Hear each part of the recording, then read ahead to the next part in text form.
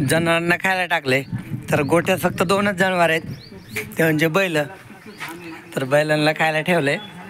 काल तर ऊस तोडून आणला नव्हता आणि वैरण पण आणली नव्हती. मग सकाळी आता कुट्टीच केली नाही, ही कालची शिल्लक कुट्टी आहे.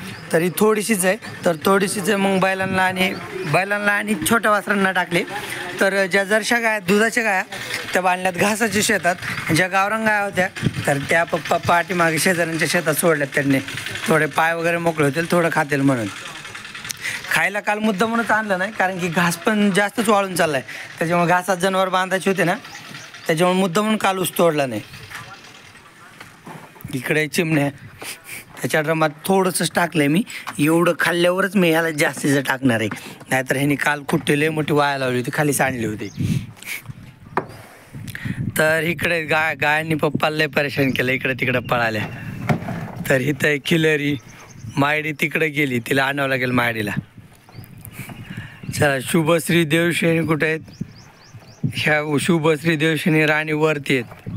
आणि वृंदा परत इकडं आणली होती ह्या गायांपाशी, ती पळून गेली तिकडं घासाच्या शेतात. दुधाच्या गाया बांधल्यात तिथं. आणि वृंदा पण दूध देते ना, ठीक आहे, तिला तिकडंच. आणि मी बघतो आता पप्पा कुठे आहेत, कुठं थांबलेत. पप्पा दिसेना मला, कुठे गेले काय की. झाडाच्या सावलीखाली अद्रक कलेक्ट करून ठेवले, तरी उद्याच्याला धुवायची. म्हणजे आज पण ह्याच्यात ॲडिशनल ॲड होईल, मग ती सगळी मिळून उद्याच्याला धुवायची. मग त्याला काय पाहिजे, ते दूध पिलं आहे काय. आजकाल तो उड्याला मारतो, जवळ जाऊ वाटत नाही मला. तर असं जवळ गेलं की लगेच तो आता बघा लगेच पॅन्टीवर, त्याच्यामुळे मी जवळ जात नाही त्याला बसून देतो इकडेच. मग इथं बाजावर बसलं की तो बी बाजवायला प्रयत्न करतो. आणि काही दिवसांनी तो आणखीन मोठा झाला ना, आणखीन 2 महिन्यांनी तो बाजावर येऊन बसणार. ही फरशी आहे ना, तर फरशी येऊन बसणार तो. त्याला तर वरती येता येत नाही ना, फक्त पाय पुरतात, वरती येता येत नाही त्याला. ए गपरे, सारखा आवाज करतो, त्याला काय पाहिजे काय माहिती. अरे गेलं की शांत होते. गप गप गप ना, हां गप गप ना. ए मोते गप ना, गप गप. हां असं पाहिजे त्याला मस्ती करायला, म्हणजे तो ओरडत नाही. गप. चल मी चाललो.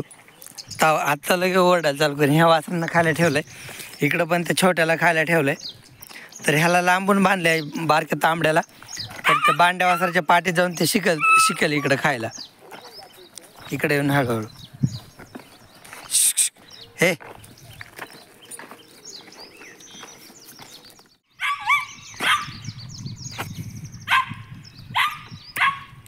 चल. 2 जरशा गाय आणि वृंदा तर पप्पांनी आणून बांधल्या जागेवर. तर मी आता राहिलेला जरशा गाय आणतो. तर इकडं गंगा पण आणली पप्पांनी. तर आता मी जरशा गाय आणतो बाकीच्या, आणि गावरांच्या पप्पांनी इकडं शेतात सोडले होते त्या आणतो. मग ते लय शांत बसलं रे. का रे, घेऊन जातो घरी. शुभश्री चल. आणि पाठीमाग खिल्लेरी वृंदा तर बांधलीच पप्पांनी घरी. चल रे. उन्हात होते ना, तहान लागली चांगली ह्यांना.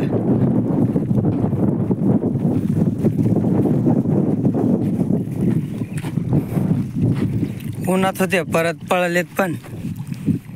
आज दुपारी फोन चार्जिंग लावला होता, त्यावेळेस मी वैरण आणली कुट्टी केली. पप्पा मला कुट्टी करू लागली. तर उरलेली कुट्टी इकडे शिल्लकला आहेच.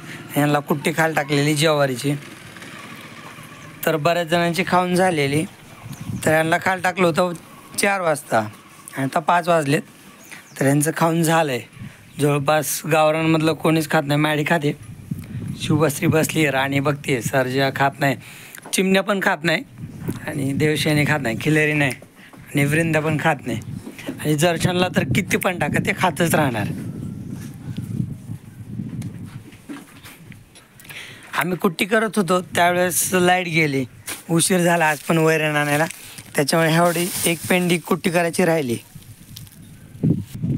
भैया गेला ऊस तोडायला, मग मी आता थोड्या वेळाने बैलगाडी घेऊन जातो आणि ऊस आणून घेतो. चार्जे चल. हाय, बैलगाडी घेऊन आलं ऊसाच्या शेतात. तर भैयाने ऊस तोडून ठेवलाय, 2 जागेवर ठेवला ऊस तोडून. भरपूर ऊस तोडलाय. एक टायमाला नाही सरणार एवढं जनावरांना, पण एक्स्ट्रा असेल तरी काय दुसऱ्या वेळेला टाकता येतोय, काहीच अडचण नाही. तर आता बैल नाही तो उभा करतो आणि मी ऊस टाकून घेतो बैलगाडीत. आता टाईम झालेला आहे किती, 5:35 म्हणजे 5:30 टाईम झाला आहे. आत्ता जे पाखरू ओरडलं होतं ना ते होतं कोकिळा. तर कोकिळा फक्त म्हणजे आगुटीच्या पावसाच्या टायमातच कू आवाज करते, नाहीतर हे असा तिचा नॉर्मल आवाज आहे जो पण आत्ता ऐकला तो. इथं थोडं एक छोटंसं मधमाशांचं मोहोळ बसलंय म्हणून भाईयांनी मधीच एवढा ऊस ठेवलाय, म्हणजे तोडला नाही. तर ते कुठं बसले त्याला काय दिसलं नाही, फक्त मासे दिसले तिथं उठलेल्या. मग त्याने एवढा भाग तोडायचा ठेवला आणि इकडं समोर तोडलाय. मग तिथलं मोहोळ उठून गेल्यानंतर मग तिथलं तोडायचं ऊस. तर चला आता ऊस भरून घेतो. गवत बी वाळलंय सगळं आणि ऊस पण संपत आलाय, 5-6 दिवसाचाच राहिलाय. एवढा रोज जर एवढा तोडला तरी 6 दिवसात तर ऊस संपून जाईल. मग काय खाल टाकायचं जनावरांना त्याची पंचायत. भरला बैलगाडीत. मी ऊस बघितलं कीच म्हटलं होतं की जास्त ऊस आहे, तर ऊस जास्तच आहे. थोडा ठेवण्यात पाठीमागं आला माझ्याकडून, पण पॅक केला मी पाठीमागून रस्त्याने पॅक केला आहे, त्याच्यामुळे काय अडचण नाही. चला आता जातो घरी घेऊन बैलगाडी. सर्जा थोडा हालायला लागला होता म्हणून मग मी वरचं सोडून खाली चाकाला बांधला होता. तर मग चाकाला बांधल्यावर नाही हालत, त्याला कळतंय पुढे मागे केलं की वेसनलेला थोडं ताण बसतोय, त्याच्यामुळे मग शांत थांबला. फार स्वच्छ वरती, पोटभर पाणी पिले. ह्यांना लगेच पाणी पाजून बांधतो म्हणजे परत सोडायचे नाही. आणि टाईम पण झाला आता 6 वाजलेत. ह्यांना बांधून लगेच जनावर दुसरे गाय पण पाणी पाजायला चालू करतो. चल रे चिमण्या, चिमण्या चल, चिमण्या तू चल ना पुढे. चिमण्या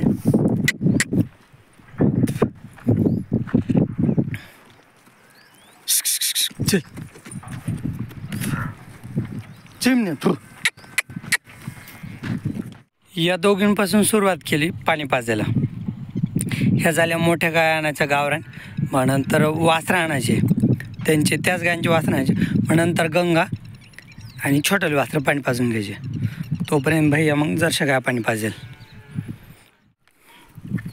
तर या दोघींना आणलं पाण्यावर. शेवळ मी नाही म्हणलं काय की, पण इकडल्या साईडला येऊन थांबलं होतं. खिल्लारी पाणी पिती तिथं. वृंदा भरपूर पाणी पिणार होता. आणि सकाळी पण भरपूर पाणी प्यायले होत्या दोघी पण, कारण सकाळी उन्हात होत्या ना त्याच्यामुळं फिरल्या होत्या. तिकडं जायचंच नाही खिल्लारी, इकडं दुसरीकडं पिकी पाणी. ते काटवनात जाऊन आईला आणलं काटवनातून. मग भैयाच्या धारा चालू आहेत. तर भैया वृंदाची धार काढतोय, तर मी ह्या गायचं वासरं पाजून घेतोय. तोपर्यंत ह्याला दूध पाजतो.